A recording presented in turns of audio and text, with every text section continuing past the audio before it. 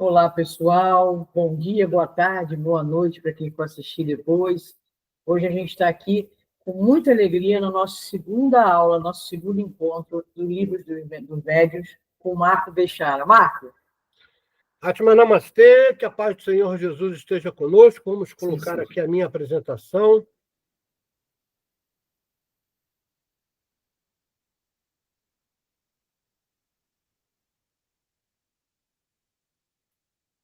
Todos vendo Marco? minha tela? Sim. Pronto. Ok, vamos lá então. Nós vamos hoje falar sobre a primeira parte do Livro dos Médiuns, que, na realidade, são noções preliminares, tá? Sobre o que é o Espiritismo. E o capítulo 1 é um questionamento. Há espíritos? Então, Kardec, na época dele, ele, como era um professor, né? Ele era ligado à educação, então ele faz, vamos dizer assim, a sequência do Livro dos Médiuns de uma forma muito didática. Então ele começa, primeiro, fazendo um questionamento, ou seja, para que o leitor ou aquele que está estudando o livro possa refletir sobre o que virá à frente. Então ele começa exatamente com uma indagação. Será que existem espíritos? Tá? Então, essa é a nossa aula 2, hoje no dia 9 de fevereiro. Ok, meus irmãos? Vamos lá, então. Eu vou fazer um sequencial, porque são coisas que a gente não pode deixar de comentar sobre cada item do Livro dos Médiuns e acrescentar o que for necessário. A dúvida concernente à existência dos espíritos tem por causa primeira a ignorância da sua verdadeira natureza. Um princípio inteligente fora da matéria. Tomamos, pois, nosso ponto de partida na existência, sobrevivência e individualidade da alma, da qual o espiritualismo é a demonstração teórica e dogmática, e o espiritismo a demonstração patente. Então, repara, isso corrobora com o que eu acabei de falar. Né? Kardec vem num crescente para fazer com que as pessoas possam refletir e começar a baixar as guardas para que não haja nenhum tipo de discórdia para saber se há ou não espíritos. Se você já é espírita, isso fica muito fácil, né? Mas para quem não é espírita, tá? Não tem esse conhecimento, a coisa precisa ser devagar, né? E Kardec, como um grande professor, sabia disso. Então, a questão número 1 é exatamente esse conceito, dizendo que a ignorância da verdadeira natureza humana. Muita gente acredita que nós somos o corpo, e nós não somos o corpo. Nós somos o espírito que temos um corpo. Tá? E esse corpo que é emprestado, né, ele é provisório. Então, esse princípio inteligente fora da matéria, para muitos, principalmente na época, era uma coisa um pouco, vamos dizer assim, fora da realidade. Tá? Dizia-se antigamente que o céu estava em cima e o inferno embaixo. Mas o que é o alto e o baixo no universo, desde que se conhece a redondeza da Terra? Né? Kardec é brilhante, né? Quando o pessoal, por exemplo, faz uma prece, pai, olha para cima, né? O que é em cima? Quem está lá no Japão, por exemplo, se ele olhar para cima, né, ele está olhando para nós para baixo, né? Porque é exatamente polos opostos. Então, Kardec já deixa claro isso, né? Que o que é em cima, o que é embaixo. Por qual privilégio injustificável este grão de areia, que é o planeta Terra, imperceptível, que não se distingue nem por seu volume, nem por sua posição, nem por um papel particular, seria o único povoado por seres racionais? É interessante, né? Carl Sagan chama o planeta Terra de o pálido ponto azul, né? O Kardec chama de grão de areia, né? E aí vem o questionamento que coloca em questão os ufologistas. Como é que um universo enorme, cheio de galáxias, cheio de sistemas solares, só ia ter vida no planeta Terra. Isso chega a ser até uma coisa, não é nem mais ignorante, chega a ser quase que uma piada. Como pode, né, Deus, suprema inteligência, causa primária de todas as coisas, ter realizado vida apenas num pálido planeta azul, como diria Carl Sagan, ou nesse pequeno grão de areia, como diz Kardec. Então, é o primeiro questionamento que Kardec faz. E, cara, será que só tem vida nesse nosso planetinha? A razão se recusa a admitir essa inutilidade do infinito. Esses mundos são habitados. Então, repara, na época de Kardec, não tínhamos os conhecimentos, né? Não mandávamos sonda para Marte, né? Não conhecíamos o que era a Lua, né? E um monte de coisa que hoje a gente consegue através da ciência, né? Então, Kardec já deixava claro, poxa, será que é só o nosso mundinho que é habitado? E é óbvio que isso é um questionamento que nos traz uma lucidez. Isso não está dentro de um conceito de razão.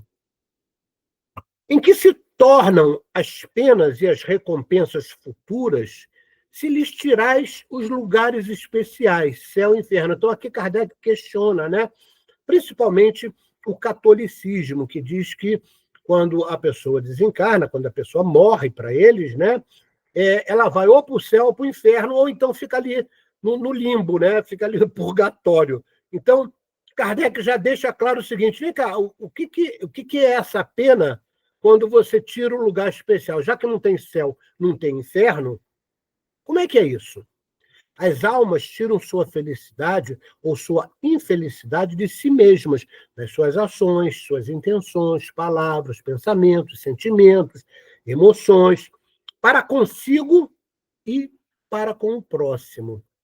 Que sua sorte está subordinada a seu estado moral, gerenciamento de controle e extinção de seus vícios e defeitos morais. Aqui ele está falando da reforma íntima.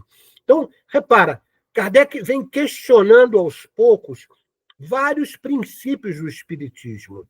As almas não chegam ao grau supremo senão pelo esforço que fazem por se melhorarem, que é a reforma íntima, e depois de uma série de provas que se prestam à sua depuração. Então, repara, em apenas 3 pequenos itens, Kardec já coloca diversos princípios do Espiritismo que está realmente ligado diretamente à razão, está diretamente ligado ao contexto de entendimento da criação de Deus. Vamos verificar no próximo slide, né, o que está sendo colocado aqui. Vamos ver, então, a verdadeira natureza do ser humano, já que Kardec fala, né, já que nós somos um princípio inteligente fora da matéria e que, na realidade, não somos o corpo, nós somos o espírito. Então, a gente começa agora já colocando um conhecimento da fisiologia e da anatomia do corpo sutil. Então, aqui está a configuração de quem somos nós. Não o que pegamos emprestado a cada encarnação, mas o que nós somos. Nós somos exatamente isso aqui. Nós fomos criados exatamente desta maneira, onde o centro de tudo é o que nós chamamos de corpo de Deus, é o conceito da natureza vibratória de Deus. Para os hindus, eles chamam isso de Paratman. Paratman é o espírito divino, é aquele que observa tudo, ele é completamente perfeito. Per, do grego, é todo feito, ou seja, é todo feito. Você não acrescenta nada, nem tira nada dele, pois você não consegue modificá-lo. A essência nossa, divina, ela é uma centelha do Pai. E se o Pai é perfeito, nós também temos no nosso âmago, na nossa essência mais íntima, essa perfeição. Porém, como nascemos simples e ignorantes, temos 2 grandes possibilidades para galgar concentrar o nosso eu nessa centelha divina. Primeiro, nós temos uma coisa chamada corpo crístico, que também é conhecida como corpo búdico. Esse corpo crístico, repara, eu coloco ele de uma forma que haja uma certa consonância com o verdinho aqui. Por quê? Porque ele é o nosso exemplo. O corpo crístico é o modelo que a gente deve seguir.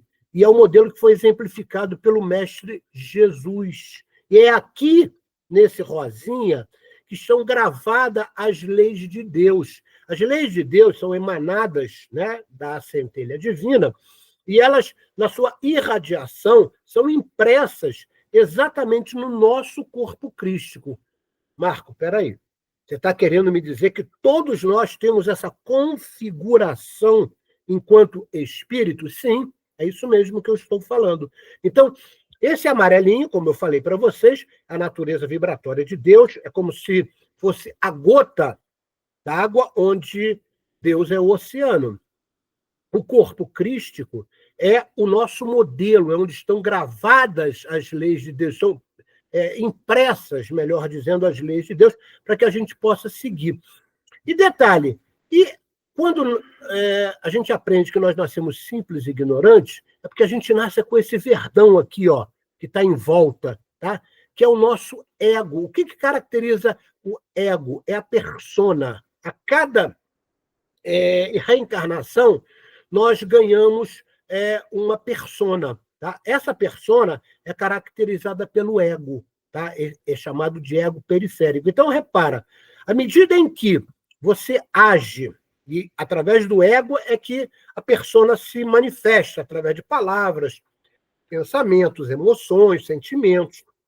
À medida em que você não está em consonância com as leis de Deus, que estão aqui impressas no corpo crístico, o que acontece? Você produz em você mesmo a dor. É como se você quisesse, por exemplo, fazer alguma coisa que aqui, né, vamos imaginar que fosse redondo, e quando você se aproxima aqui, você vê que aqui irradia um bico.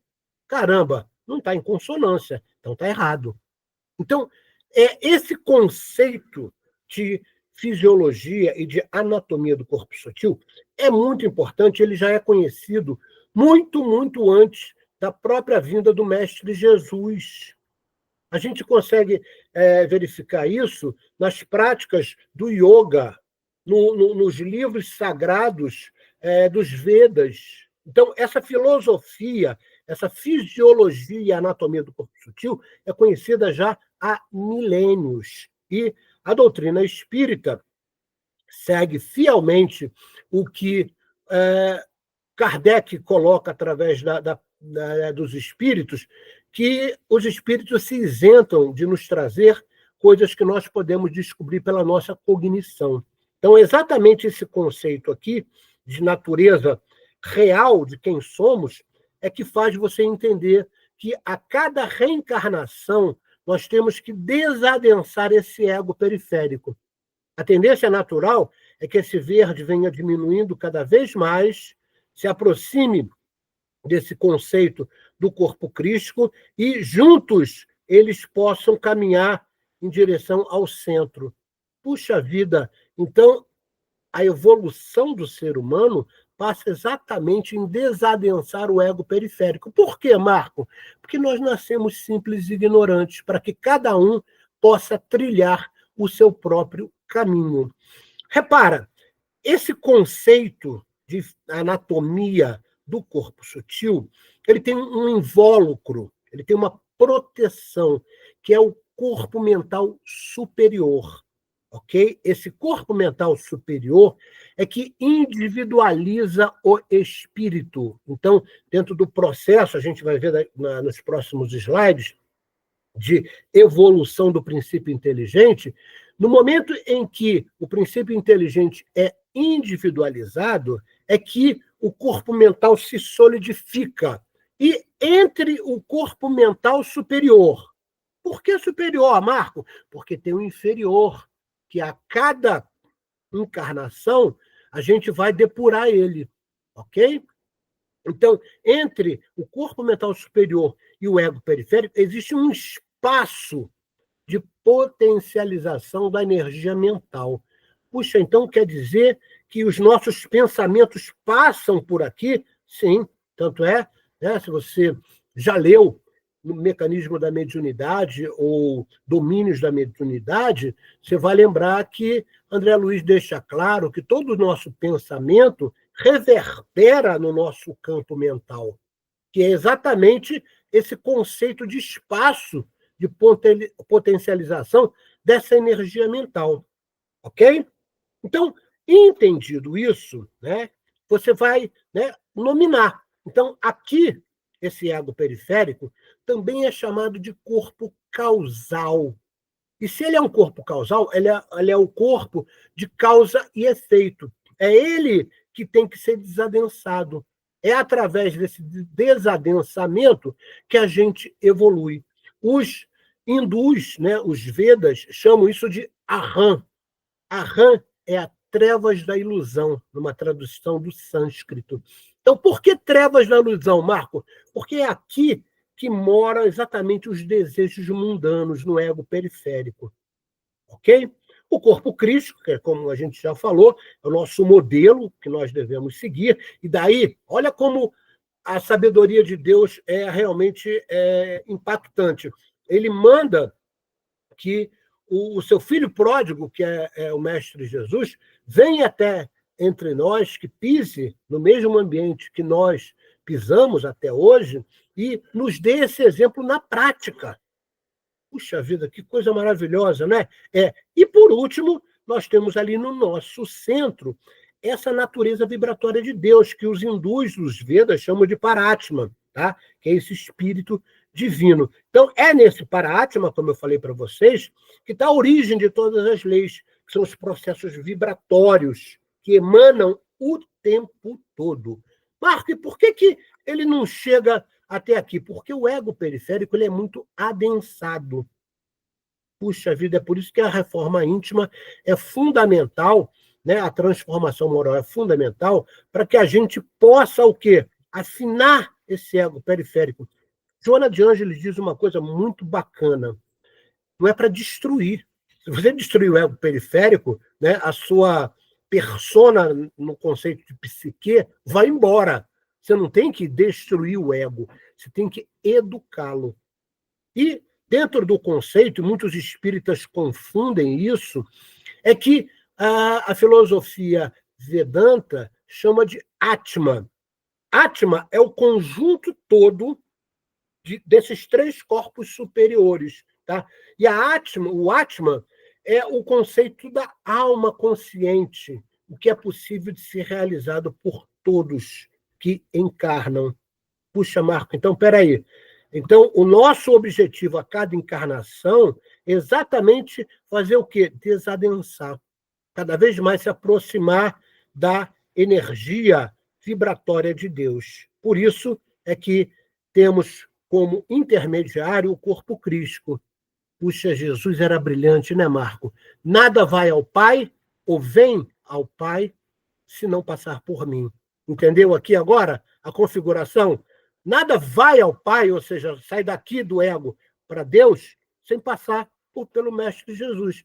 E nada sai do Mestre, nada sai de Deus, sem passar também pelo nosso querido Mestre Jesus.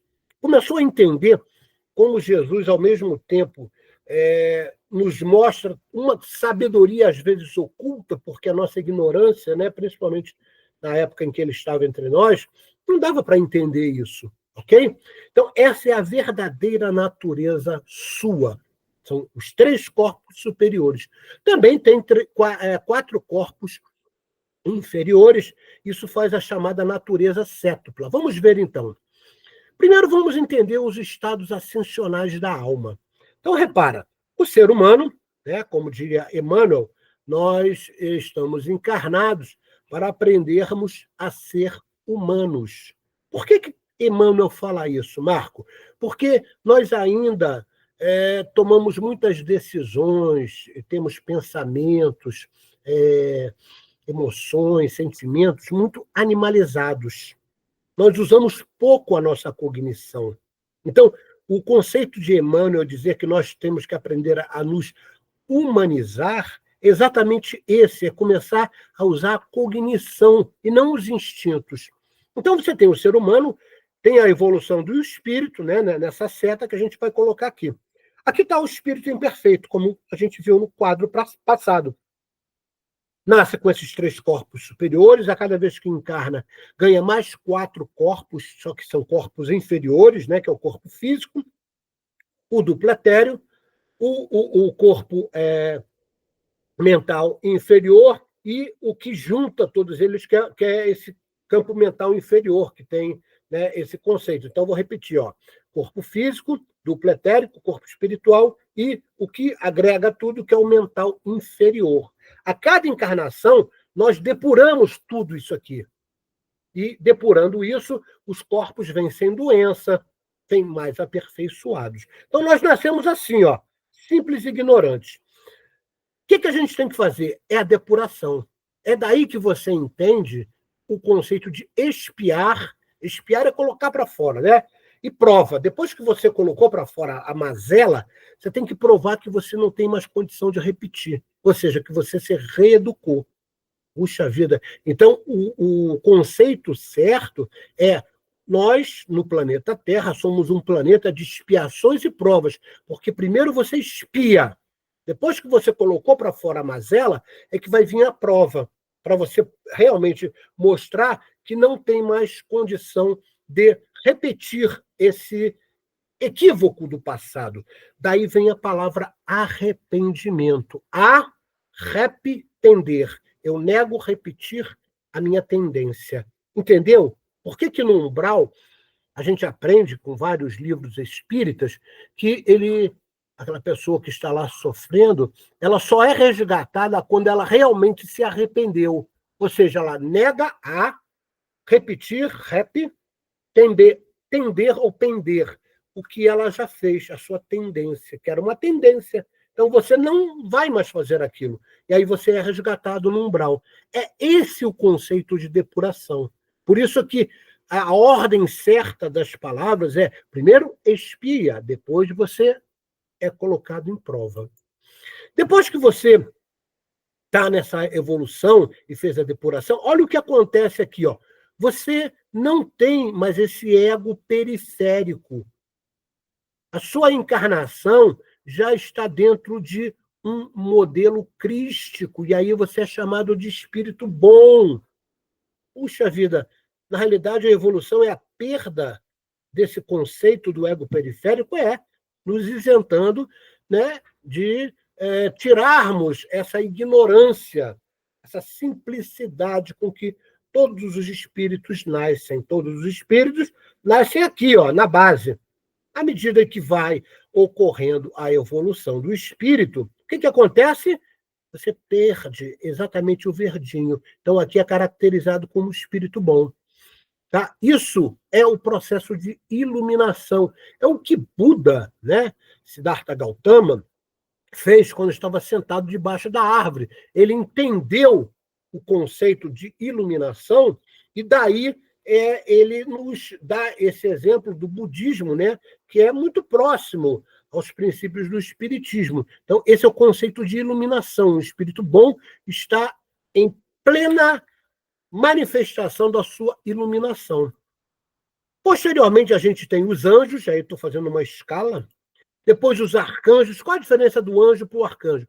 O anjo é protetor de coisas individuais, por exemplo, de um ser humano, né? Só lembrar, a Igreja Católica diz que cada um de nós temos um anjo. Na doutrina espírita, nós chamamos de mentor, ok? Então, esse anjo, ele está nesse processo aqui, ó, né, de espírito bom, nos auxiliando a galgar essa evolução. Depois tem os arcanjos são mais, vamos dizer assim, competentes no conceito de contribuição para as coisas do universo. Por muitas vezes, eles são comandantes, por exemplo, dos elementais, que é o caso de Metatron.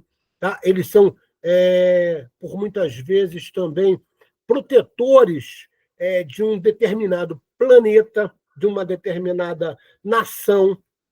ok? Então, esse processo é um processo natural. Quando a gente estuda o livro Céu e Inferno, a gente fala isso com muito carinho e muita delicadeza para que você possa entender esse conceito.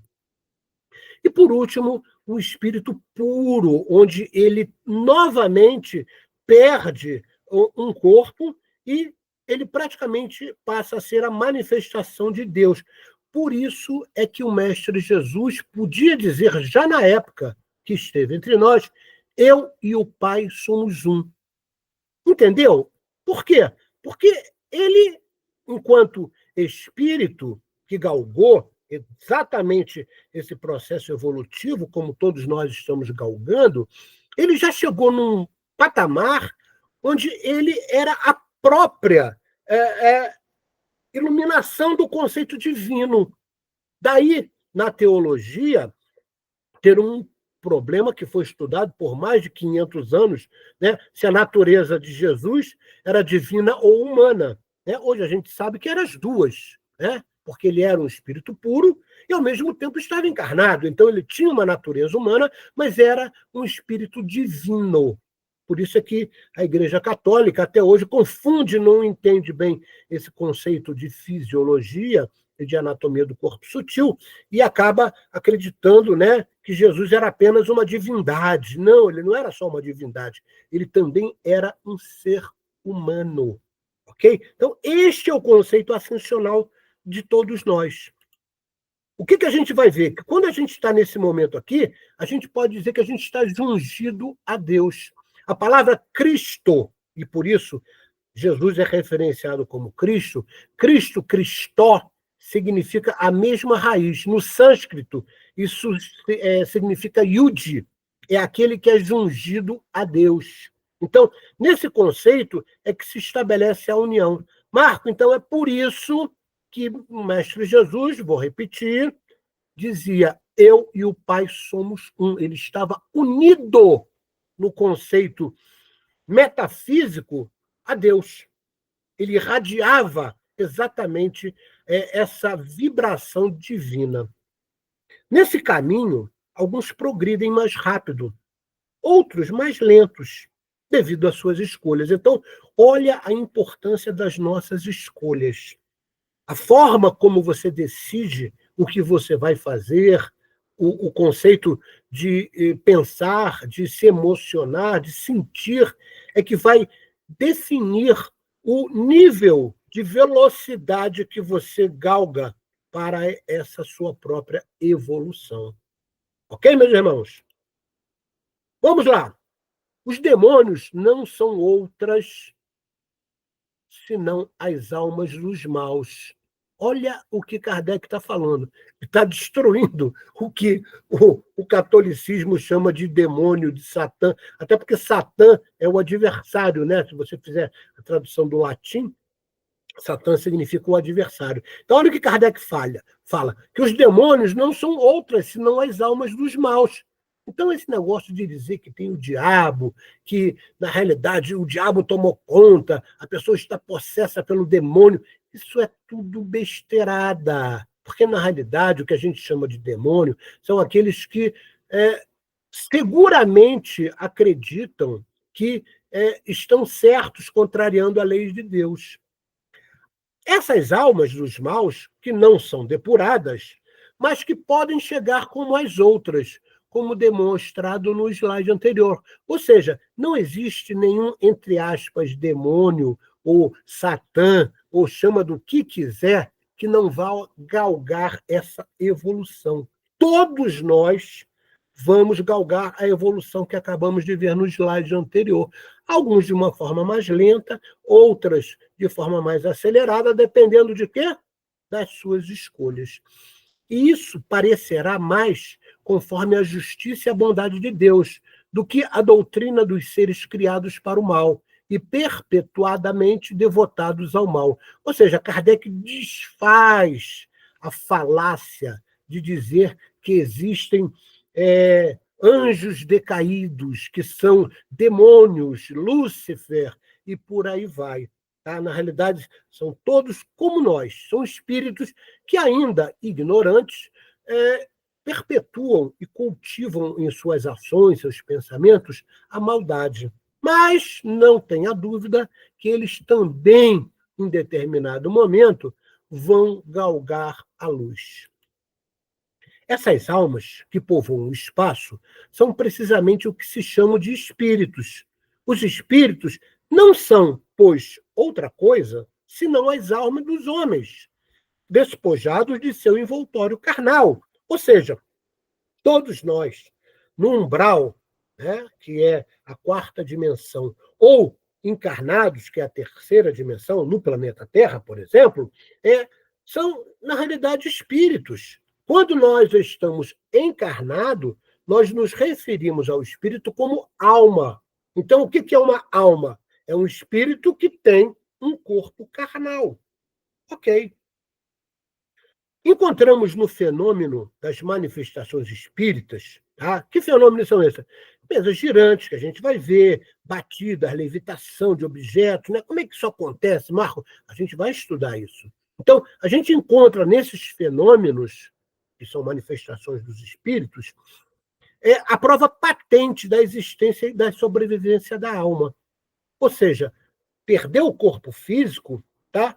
Deixou de ser chamado de alma, mas continua sendo espírito. Não muda absolutamente nada. Daí vem o conceito de alma penada, né? Na realidade, é um termo equivocado, porque a alma precisa de quê? Precisa de um corpo físico.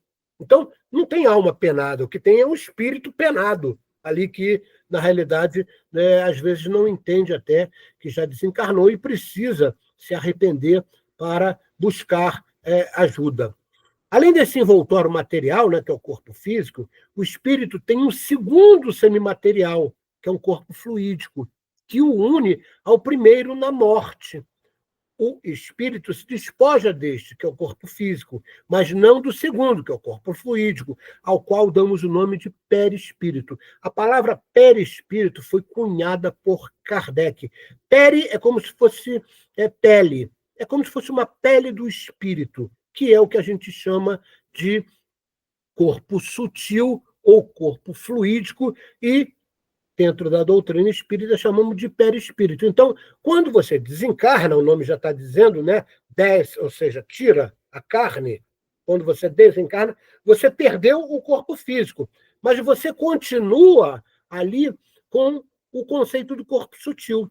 O duplo etéreo, que se desfaz mais ou menos em 45, 60 dias no máximo, tá? A energia que forma o duplo etéreo, que é retirada do orbe do planeta, ela retorna à natureza.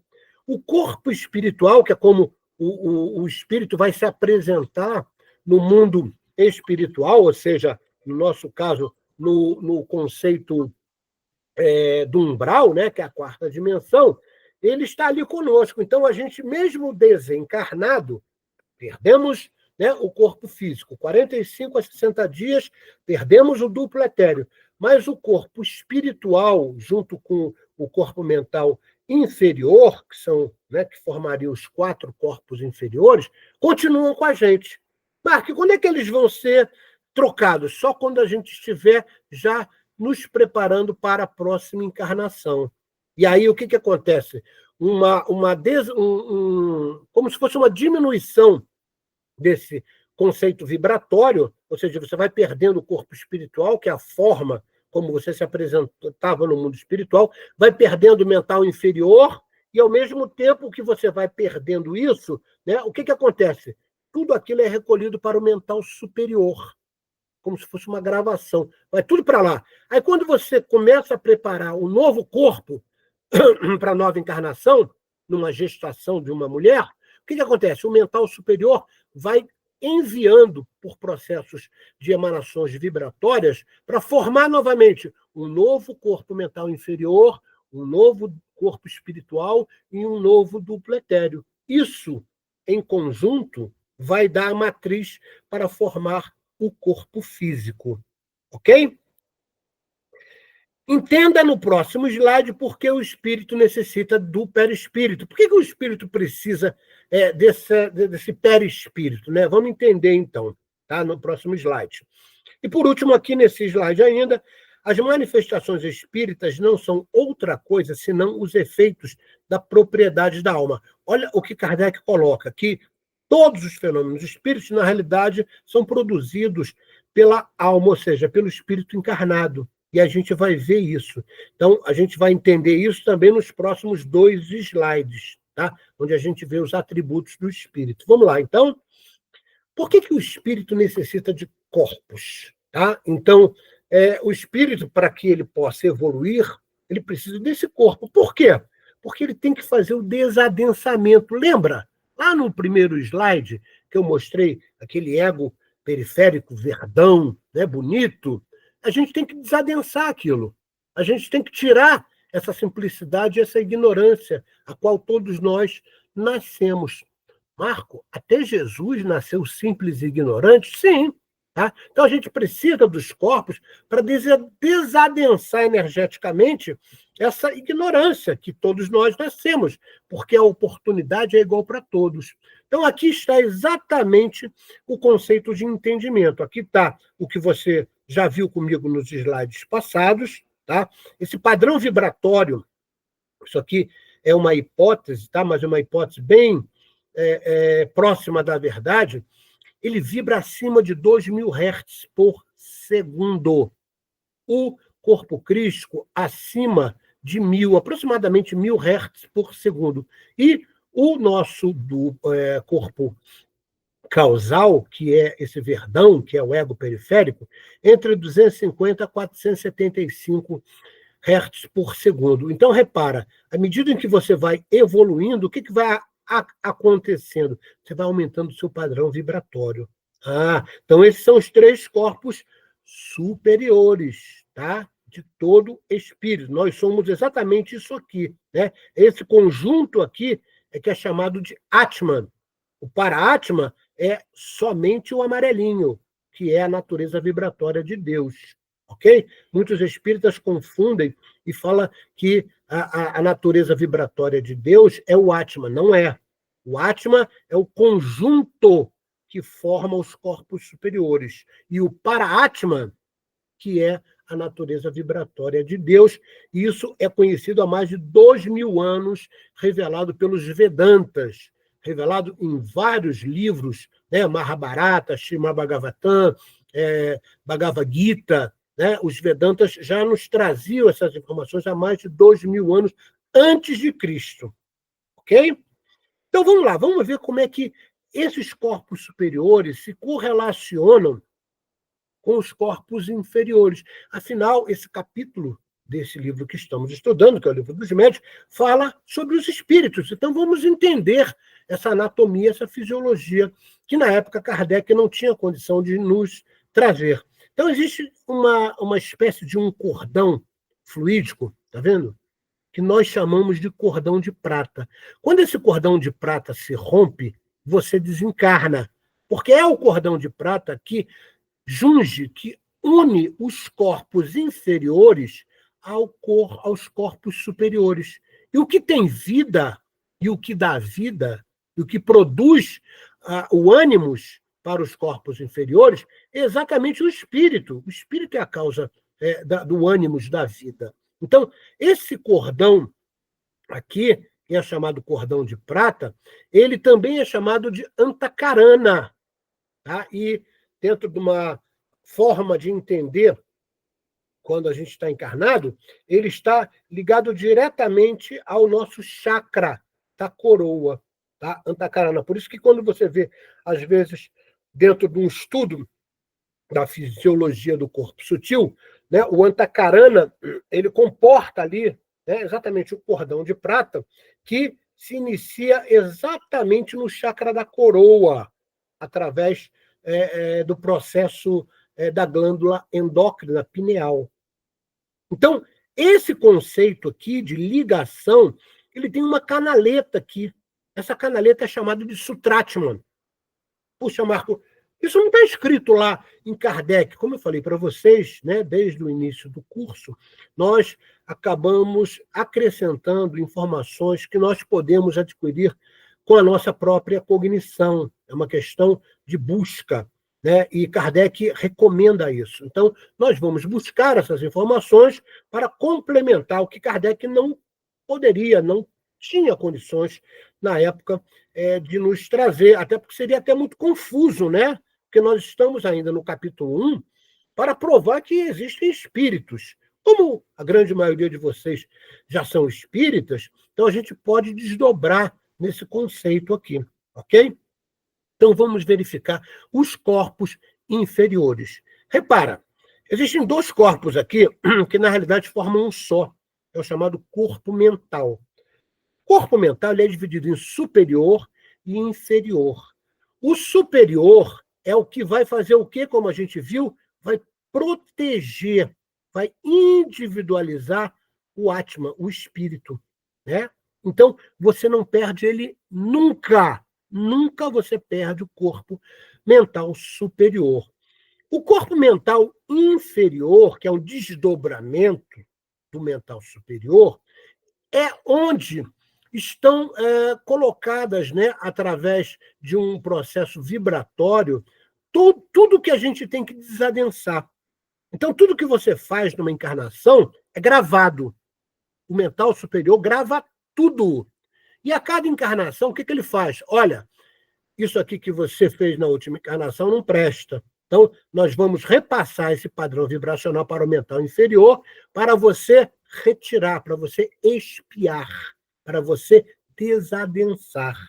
Ah, Marco. Então, é por isso que, por exemplo, na apometria, muitas casas pensam, né, que acessam o corpo mental superior. Isso é um equívoco.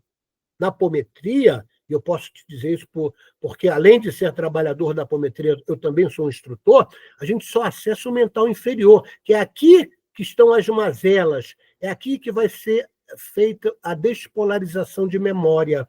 É aqui que você retira o que tem que ser retirado para a sua evolução.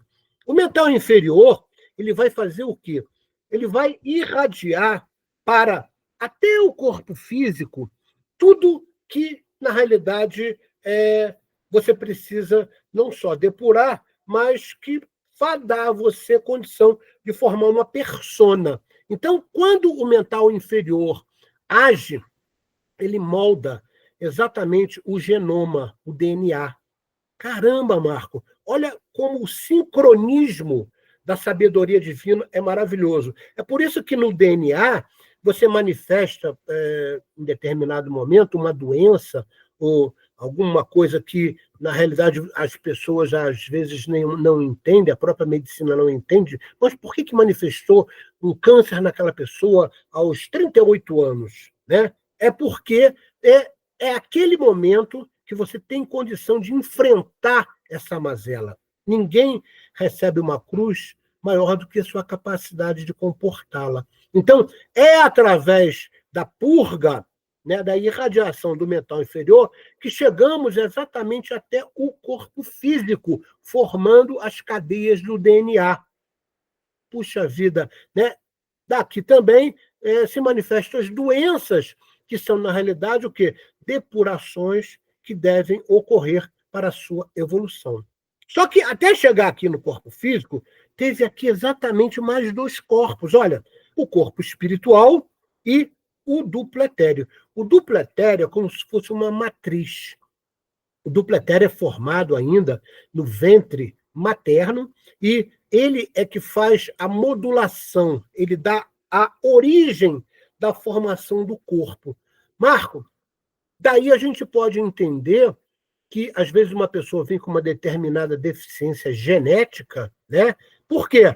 Porque é uma expiação para aquele espírito. Então, o mental superior passou para o inferior a cada encarnação, o inferior transmitiu através do corpo espiritual, chegou no duplo etéreo, o duplo etéreo moldou aquela deficiência que tem que se manifestar e isso é passado para o corpo físico. Começou a entender a correlação, como é que as coisas estão intimamente ligadas. Então, esses 4 corpos inferiores, na realidade, né? Mental, inferior, corpo espiritual, duplo etéreo e corpo físico. Né? Esses corpos 4 aqui, junto com os 3 superiores, é que fazem o que na filosofia esotérica nós chamamos de natureza cétupla do ser humano. 4 corpos inferiores e 3 corpos superiores, ok? Vamos ver, então, como é que esse processo acontece desde o início, lembrando que o nosso capítulo está falando e está questionando se existe espírito. E se existe espírito, nós temos que entender o que é esse espírito, como ele se forma, como ele evolui, qual a natureza dele, qual é a fisiologia na sua formação, e é isso que a gente está fazendo nessa aula. Então, vamos ver aqui a evolução do princípio inteligente. Repara, como diria Emmanuel, do mineral ao hominal, né, o princípio de evolução é o mesmo. Puxa, Marco, peraí. Vamos traduzir. Né? O conceito do princípio inteligente dormita no reino mineral, mas ele está presente. Olha aqui, ó. Puxa, Marco, peraí. Esse amarelinho significa o quê? Natureza vibratória de Deus. Ah, então é por isso que a gente pode dizer que Deus é onisciente, onipresente, né? Em tudo, em toda a sua criação. Porque até no reino mineral existe exatamente o amarelinho que caracteriza o quê? Padrão vibracional de Deus. Então Deus está presente em tudo, Marco. Por isso a onipresença de Deus. E exatamente esta onipresença é que vai dar origem ao princípio inteligente. Então ele está dormitando, como diria Emmanuel, no reino mineral, desperta no reino vegetal, passa a ter emoções e sentimentos no reino animal, e aqui a gente tem que fazer uma parada, porque muitas pessoas desconhecem que o reino animal no planeta Terra é apenas um estágio para a evolução do espírito. Marco, pausa. Você está querendo me dizer que desde o reino mineral ali, daquele princípio inteligente, até o reino nominal, isso é a evolução de todos nós? Sim. Então, quando a gente chega aqui no reino animal, na Terra, que é um planeta nosso, né, existe um conceito de migração. Esse mesmo animal, né, que ali ainda não está individualizado, ele tem o que a gente chama de alma-grupo, ele, por muitas vezes, migra para outros mundos, que às vezes são mais adiantados. E você vai ver, por exemplo, em Cartas de uma Morta, da mãe de Chico, que ela deixa claro que em Marte os animais falam, né? Puxa vida, o que é isso, Marco? É uma evolução do reino animal. Então, a evolução do reino animal não ocorre apenas no nosso planeta. Puxa, Marco, você está querendo me dizer que o meu cachorrinho está em processo evolutivo, um dia ele vai ser um espírito como eu, mas, por muitas vezes, quando ele desencarna, ele vai para outros mundos para galgar melhor o seu processo evolutivo. Tá? Isso aqui é real. Posteriormente, né, ele retorna para cá, esse processo migratório é comum e constante, e depois ele adentra no reino elemental, que são os elementais, né, da natureza, que a gente, né, chega ao reino nominal. Esse é o processo evolutivo de todo o princípio inteligente, até se tornar espírito. E detalhe, a gente só pode chamar de espírito quando está individualizado. Esse pretão aqui, ó, que a gente coloca, significa dizer que o corpo mental já individualizou, né, esse princípio inteligente, ele se tornou um espírito. Então, essa coisa de dizer, é um espírito da natureza, não é um espírito da natureza, é um princípio inteligente da natureza. Tá? É a forma correta de se referir. Né? Dizer que o animal é um espírito, não é. Ele é um princípio inteligente em evolução. Ok? Então, esse conceito aqui, né, do reino elemental, fazer uma rápida explicação, ele tem basicamente 3 estágios. Um estágio original, quando ele acabou de sair do reino, ele tem o estágio da polaridade, que é o estágio dual, ou seja, passa a ser macho e fêmea, e depois tem o estágio tridimensional, onde ele começa a adquirir um corpo. Esses são os estágios que passam todos os seres que são chamados de elementais da natureza. Esses 3 estágios vão fazer a formação das polaridades eletromagnéticas nos 4 meios, no fogo, no ar, na água e na terra.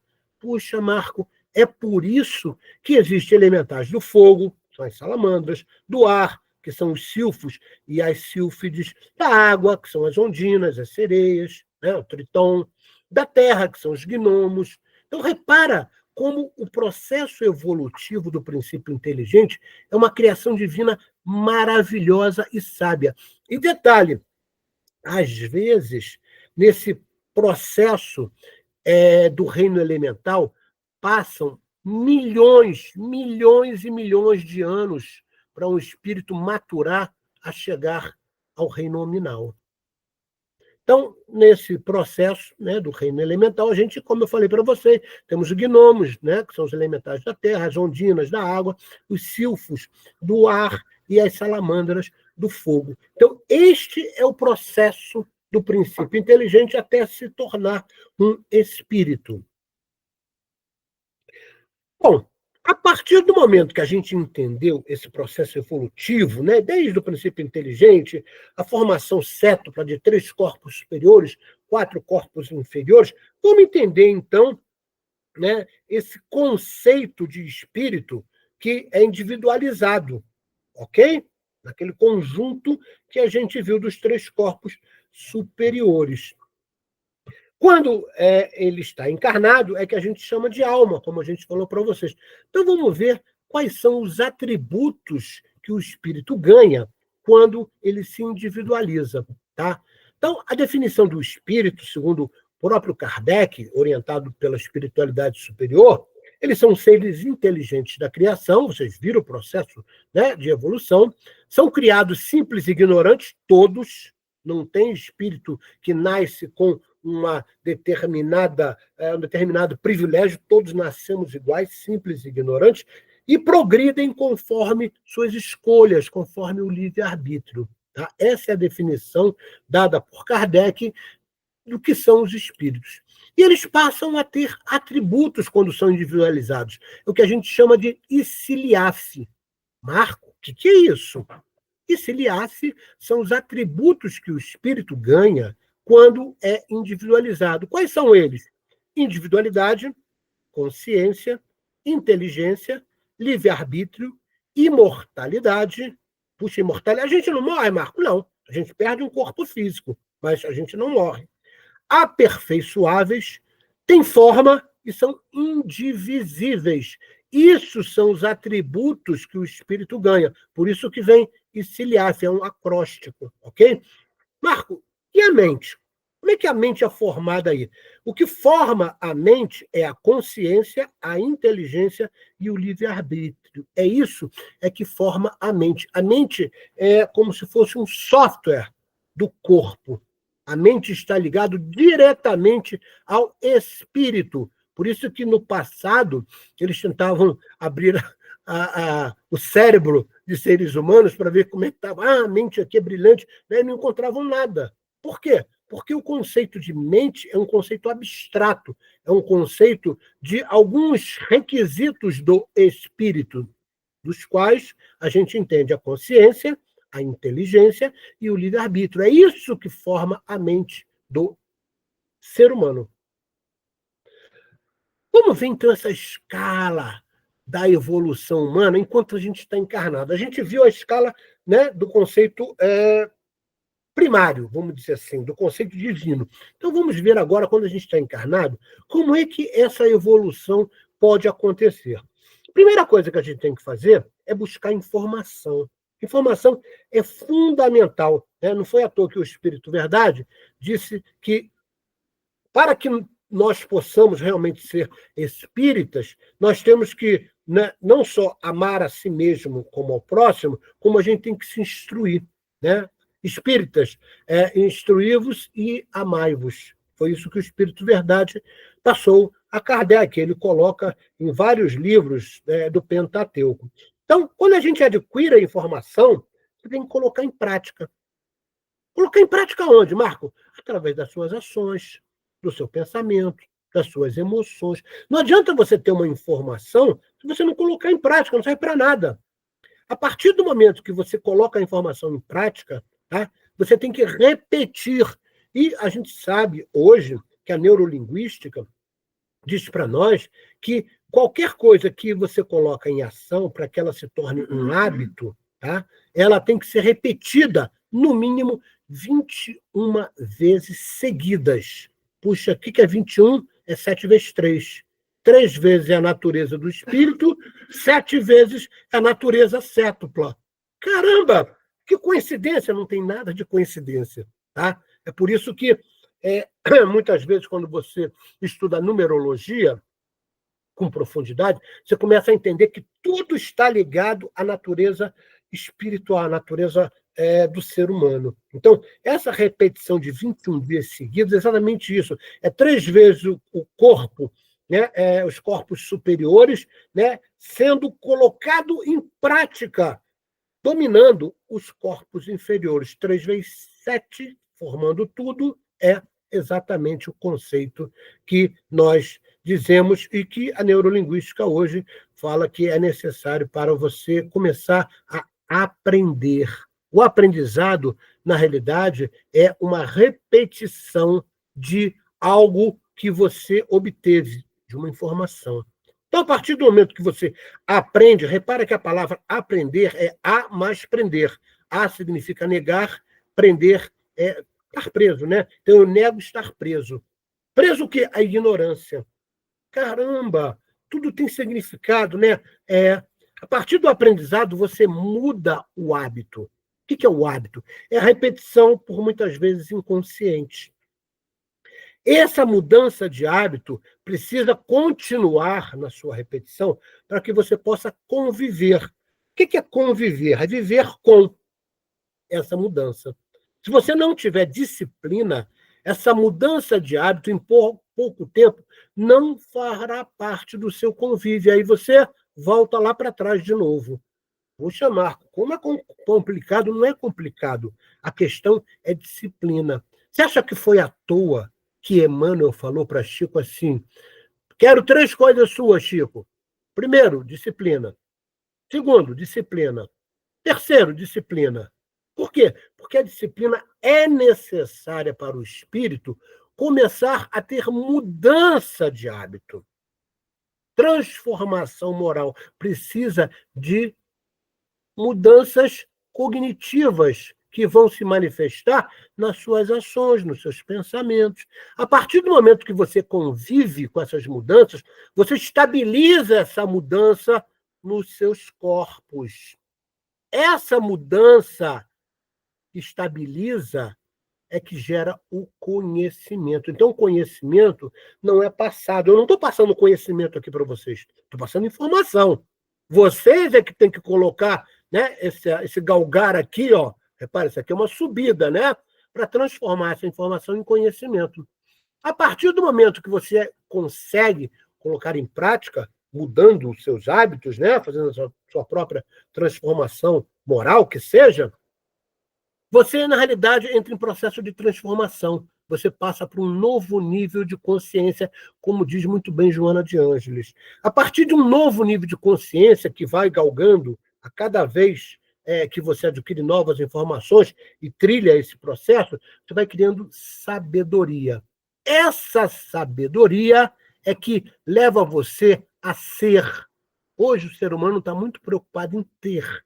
Mas, na realidade, nós temos que ser a transformação. Por isso, Mahatma Gandhi falou, né, que você seja o processo evolutivo, que você seja a mudança que você quer ver no mundo. A mudança começa em cada um de nós. Como é que o mundo vai mudar se cada um de nós não mudar? Então, fica aquela pessoa querendo mudar o próximo, né, mudar o comportamento do próximo, e, na realidade, esquece de mudar a si mesmo. Então, você tem que mudar a si mesmo para poder mudar o mundo, e com a sua mudança e a mudança de outros que passam a ter esse processo de galgar, é que a evolução ocorre. Começou a entender como não é simples o processo de evoluir, precisa de muita disciplina, precisa galgar todos esses espaçozinhos aqui, né? Que é o que Joana, com muita propriedade, chama de evolução do nível de consciência. Então, nós estamos encarnados, no fundo, para aumentar o nível de consciência. Só que para aumentar esse nível de consciência, olha quanta coisa aqui, ó, ficou para trás para você conseguir. Só depende de nós identificar essa necessidade de autoconhecimento, a fim de nos tornarmos homens de bem em todas as relações intrapessoal, ou seja, você com você mesmo, interpessoal, você com o próximo, e medianímica, ou seja, sendo instrumento da espiritualidade maior. É esse processo que nós galgamos e que a grande maioria dos seres humanos encarnados parece que não entendem. Parece que eles buscam ter. Para quê? Você vai morrendo, vai deixar tudo aí. Você tem que ser e não ter. Ok? Se você realmente se diz espírita, sua reforma íntima passa por aqui. Ok? Então, Marco, eu não fiz o curso de reforma íntima.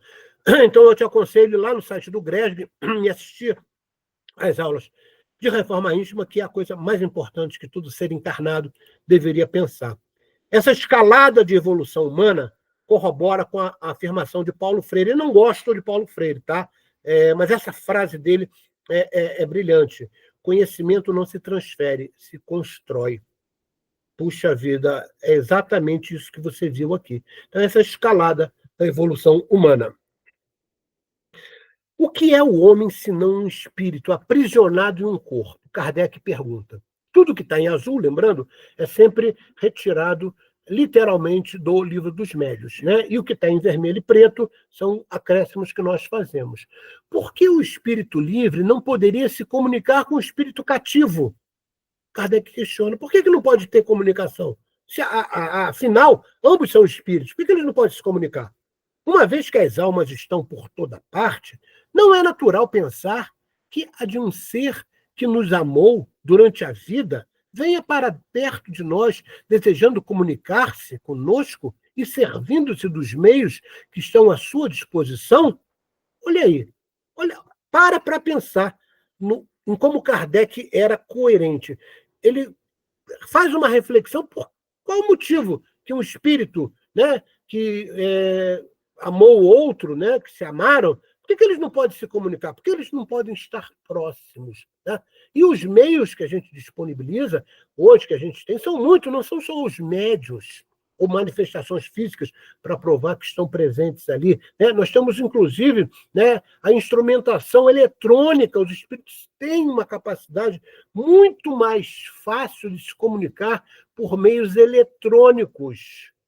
Caramba, Marco, a gente vai ver isso, a gente vai estudar isso, né, que é a transcomunicação instrumental, tá? Onde Chico Xavier, né, no programa Pinga Fogo, deu uma dica maravilhosa, e nós temos aí um conteúdo bastante interessante em aulas para frente, para mostrar como isso acontece. A sua opinião pessoal não pode fazer lei. Tem pessoas que acreditam, né, no conceito de crença, que a opinião dele é o que vale. Na realidade, Kardec deixa claro que a sua opinião não faz lei. Né? Nesse item, Kardec deixa claro: o que o homem não conhece, ele não crê. E, normalmente, tende a querer destruir. A gente viu isso na Idade Média, né? Onde os médios eram chamados, né, de bruxas, né? E eram queimadas na fogueira, porque a ignorância da Igreja Católica acreditava que o fogo era depurativo para aqueles seres demoníacos. Né? Então, o que o homem não conhece, ele não só não crê, mas ele tende a destruir. E ainda nos faz refletir que, após desencarnar, o espírito continua sendo o mesmo em seus gostos, inclinações, preferências, defeitos, vícios, apegos e a capacidade de amar seus próximos com vontade de se comunicar. Então, não muda nada. Então, aqueles que se suicidam têm, talvez, a maior frustração, que quando perdem o corpo físico, verificam que não mudou nada. Ele fala assim, caramba, por que eu me matei? Por que eu tirei meu corpo físico? Não mudou nada. Começou a entender que nós não temos esse direito, né, de tirarmos a própria vida, porque, na realidade, você está negando a você o processo evolutivo. Você vai simplesmente se atrasar. E é o que muita gente ignorante faz. Então, esse conceito de busca é fundamental no ser humano. É através da busca, da curiosidade, vamos chamar assim, que o ser humano evolui. Então, essa busca por respostas é que faz a gente evoluir. O desconhecimento das leis universais, nas quais estão plasmados os supremos desígnios do Criador e a finalidade essencial da vida, tem sido a causa do desvio do homem com relação à equivocada trajetória pela qual ele... Deixa eu tirar isso aqui, pelo amor de Deus. Da qual ele tem... Deixa eu baixar também o som, só um segundo. Pronto. Tem sido a causa do desvio do homem com relação à equivocada trajetória pela qual ele tem direcionado a sua vida, o que lhe tem ocasionado tantos transtornos. Ou seja, é o conceito do desejo mundano. O homem acredita que ele está aqui e apenas só se vive uma vez, que é a grande ignorância, a grande frase de ignorância do atual mundo, que, na realidade, ele não precisa de nada disso que a gente está estudando aqui. Né? A gente só vive uma vez, então a gente tem que ser hedonista, a gente tem que buscar o prazer o tempo todo. Né? E esse prazer é mundano. Simval Lacerda estuda logosofia, que é esse autor que falou isso aqui. Tá? Eu gosto muito do Simval Lacerda, ele é muito inteligente e traz bons pensamentos para a nossa reflexão. Ou seja, é alguém que se interessa por uma ciência que busca o autoconhecimento e o desenvolvimento biopsicoespiritual. É a logosofia, tá, que busca isso. A logosofia foi criada pelo pensador e educador humanista Carlos Bernardo González Pecotti em 1930 na Argentina. Tá? Então, para quem não gosta dos argentinos, eu te diria que eles, né, são como os brasileiros, né? Eles têm a capacidade de trazer muitas coisas boas para o mundo, ok? Então, fica aí a dica da logosofia como um estudo extremamente interessante para a busca do autoconhecimento. Eu só tenho a agradecer a todos que estiveram comigo até este momento, e vocês repararam que a aula foi muito rica no conceito de informações que não estão contidas no Livro dos Médiuns, né? Porque Kardec não tinha meios de trazer. E nós fazemos exatamente o que Kardec preconiza, que é buscar essa complementação. Tá? Não o conceito de não é acrescentar nada, é simplesmente complementar, e são coisas diferentes. Porque o complemento está em consonância com a informação básica. Tá? Às vezes, a pessoa quer acrescentar alguma coisa e aquele acréscimo não está em consonância com o que é trazido na fonte primária. A fonte primária é o Livro dos Médiuns. Porém, temos a obrigação de buscar a complementação através da ciência esotérica, através da ciência natural, física, química, biologia, né? e física quântica, e é exatamente desta forma que nós trabalhamos os livros do Pentateuco. Ok, meus irmãos, muito obrigado a cada um de vocês que esteve comigo até agora. Vou parar minha apresentação. Atma Namastê, que a paz do Senhor Jesus esteja com vocês e nos seus lares, e que possamos estar juntos na continuidade do estudo do Livro dos Médiuns e até o próximo domingo. Beijo no coração de cada um de vocês. Um abraço.